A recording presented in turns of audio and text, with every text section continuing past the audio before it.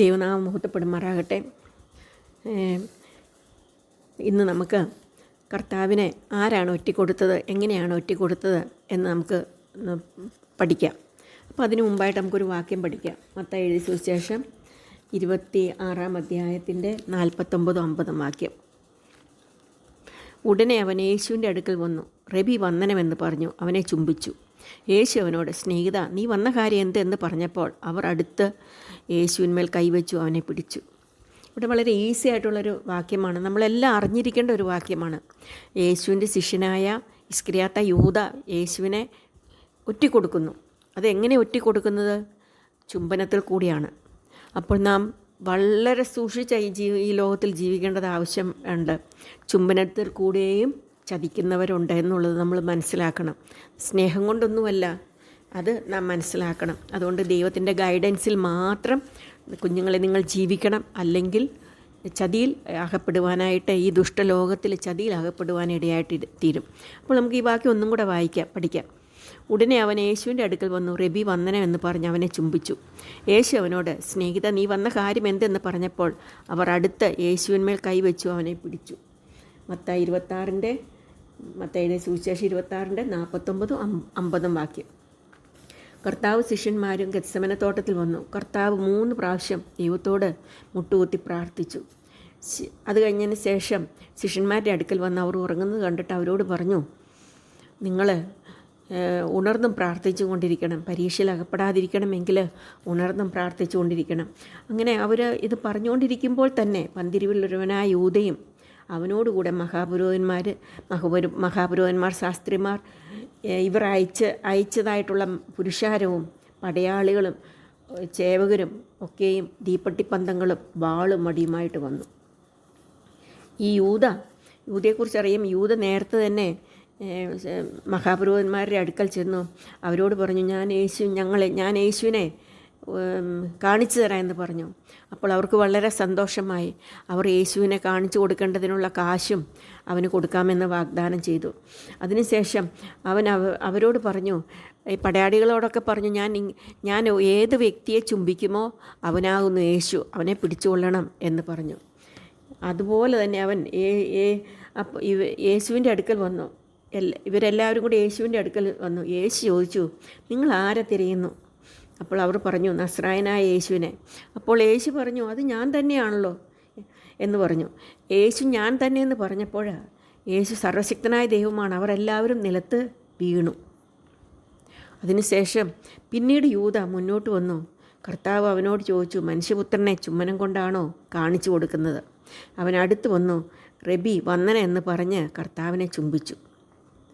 ഉടനെ തന്നെ അവർ അടുത്ത് വന്ന് യേശുവിനെ പിടിച്ചു.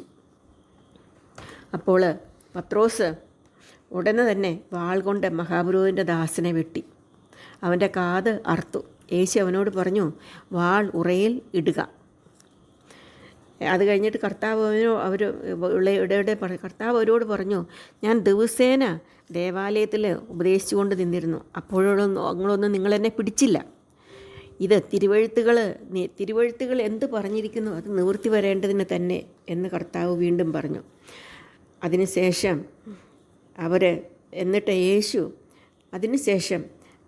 യേശു അവൻ്റെ കാത് തൊട്ടു അവനെ സൗഖ്യമാക്കി. എത്ര സ്നേഹവാനായ കർത്താവാണല്ലേ കുഞ്ഞുങ്ങളെ. അവർ യേശുവിനെ പിടിച്ച് മഹാപുരോഹിതൻ്റെ വീട്ടിൽ കൊണ്ടുപോയി. ശിഷ്യന്മാർ എല്ലാവരും യേശുവിനെ വിട്ടുപോയി. അത് കഴിഞ്ഞിട്ട് അവർ പിലാത്തോസിൻ്റെ അടുക്കൽ കൊണ്ടുപോയി. വീണ്ടും മഹാപുരോഹിതൻ്റെ അടുക്കൽ കൊണ്ടുപോയി യേശുവിനെ ക്രൂശിപ്പാനായിട്ട് വിധിച്ചു. യേശുവിനെ ശിക്ഷയ്ക്ക് വിധിച്ചെന്നറിഞ്ഞപ്പോൾ യൂദയ്ക്ക് അനുതാപമുണ്ടായി. എന്നാൽ കർത്താവിൻ്റെ അടുക്കിലേക്ക് തിരിച്ചു ചെല്ലുന്നതിന് പകരമായിട്ട് യൂദ മഹാപുരോഹിതന്മാരുടെ മൂപ്പന്മാരുടെ അടുക്കൽ ചെന്നിട്ട് പറഞ്ഞു, ഈ 30 വെള്ളിക്കാശ് അവർക്ക് മടക്കി കൊണ്ടുവന്നു. അപ്പോൾ എന്നിട്ട് പറഞ്ഞു, ഞാൻ പാപം ചെയ്തു, ഞാൻ കുറ്റമില്ലാത്ത രക്തത്തെ കാണിച്ചു കൊടുത്തെന്ന് പറഞ്ഞു. അപ്പോൾ അവർ പറഞ്ഞു, അതിന് ഞങ്ങൾക്കെന്ത് വേണം, നീ തന്നെ അത് നോക്കിക്കൊള്ളുക എന്ന് പറഞ്ഞു. അപ്പോൾ യൂദയ്ക്ക് സങ്കടമായി. മഹാപുരോഹിതനാണ് അത് പറഞ്ഞത്. പാപികളെ രക്ഷിക്കാൻ ഇടയ്ക്ക് നിൽക്കുന്ന വ്യക്തിയാണ് മഹാപുരോഹിതന്മാർ. അപ്പോൾ യൂദയോട് അങ്ങനെ പറഞ്ഞു. യൂദ ആ വെള്ളിക്കാശ് മന്ദിരത്തിൽ എറിഞ്ഞിട്ട് അവൻ പോയി കെട്ടി ഞാന്ന് ചത്തു കളഞ്ഞു.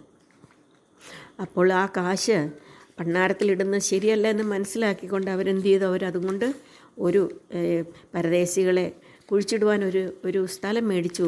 ആ സ്ഥലത്തിന് രക്തനിലം എന്ന പേര് വന്നു. ഇതിൽ നിന്ന് നമുക്ക് അനേക കാര്യങ്ങൾ നമുക്ക് പഠിക്കുവാനുണ്ട്. അതിന് മുമ്പായിട്ട് നമുക്ക് ആ വാക്യം ഒന്നും കൂടെ പഠിക്കാം. മത്തായി 26:49-50 വാക്യം. ഉടനെ അവൻ യേശുവിൻ്റെ അടുക്കൽ വന്നു. റബി വന്ദന എന്ന് പറഞ്ഞ് അവനെ ചുംബിച്ചു. യേശു അവനോട്, സ്നേഹിത, നീ വന്ന കാര്യം എന്തെന്ന് പറഞ്ഞപ്പോൾ അവർ അടുത്ത് യേശുവിന്മേൽ കൈവച്ചു അവനെ പിടിച്ചു. ഒന്നാമതായിട്ടുള്ള ഗുണപാഠം, യൂദ കൊടുക്കുമെന്നറിഞ്ഞിട്ടും കർത്താവ് അവനെ തിരഞ്ഞെടുത്തു, അവന് അവസരം കൊടുത്തു. രണ്ടാമതായിട്ട്, യൂദ സൃഷ്ടാവായ യേശുവിനെയാണ് ഒറ്റിക്കൊടുത്തത് വെറും 30 വെള്ളിക്കാശിന്.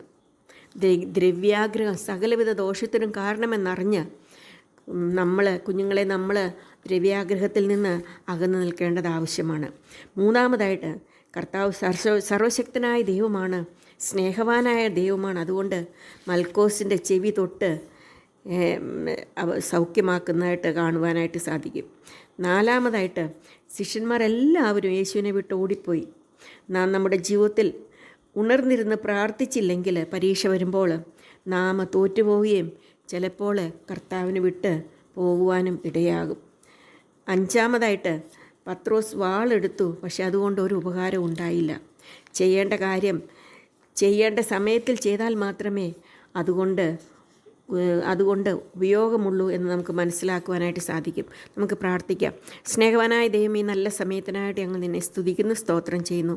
ഞങ്ങൾക്ക് തന്ന പാഠത്തിനായിട്ട് ഞങ്ങൾ നിന്നെ സ്തുതിക്കുന്നു. കർത്താവെ, യൂദ അങ്ങേ ഒറ്റിക്കൊടുത്തു, എന്നിട്ടും യൂദയെ അങ്ങേ സ്നേഹിച്ചു കൊണ്ടിരുന്നു. അതോർത്ത് ഞങ്ങൾ നിന്നെ സ്തുതിക്കുന്നു. ഞങ്ങളെ സ്നേഹിക്കുന്ന, കരുതുന്ന സർവശക്തനായ ഒരു ദൈവം ഞങ്ങൾക്കുണ്ട് എന്നുള്ളതോർത്ത് ഞങ്ങൾ നിന്നെ സ്തുതിക്കുന്നു. ഞങ്ങൾ ഈ ലോകത്തിൽ ജീവിക്കുമ്പോൾ പ്രാർത്ഥനയോടുകൂടി ജീവിപ്പാൻ ഞങ്ങളെ സഹായിക്കണമേ. ഞങ്ങളുടെ തെറ്റുകളെയും കുറ്റങ്ങളെയും ക്ഷമിക്കണമേ. ഞങ്ങളുടെ പാപങ്ങളെ ക്ഷമിക്കണമേ. പരീക്ഷയിൽ അകപ്പെടാതെ വണ്ണം ഞങ്ങളെ സൂക്ഷിച്ചു കൊള്ളണമേ. ഞങ്ങളുടെ പ്രിയപ്പെട്ടവരെ കാത്തുകൊള്ളണമേ. ഞങ്ങളുടെ മാതാപിതാക്കന്മാരെ സൂക്ഷിക്കണമേ. ഞങ്ങൾ കർത്താവിനായിട്ട് ജീവിപ്പാൻ സഹായിക്കണം. പ്രാർത്ഥന കേട്ടുകൊണ്ട് സ്തോത്രം. യേശു കർത്താവിൻ്റെ നാമത്തിൽ താഴ്മയും വിനയമായിട്ട് അപേക്ഷിക്കുന്നു. നിങ്ങൾക്ക് ഈ സ്റ്റോറി ഇഷ്ടപ്പെട്ടെങ്കിൽ എന്ത് ചെയ്യണം? ഷെയർ ചെയ്യണം.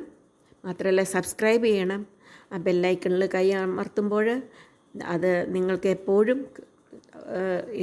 എപ്പോൾ ആൻറ്റി അയക്കുന്നു അപ്പോൾ നിങ്ങൾക്ക് കിട്ടും.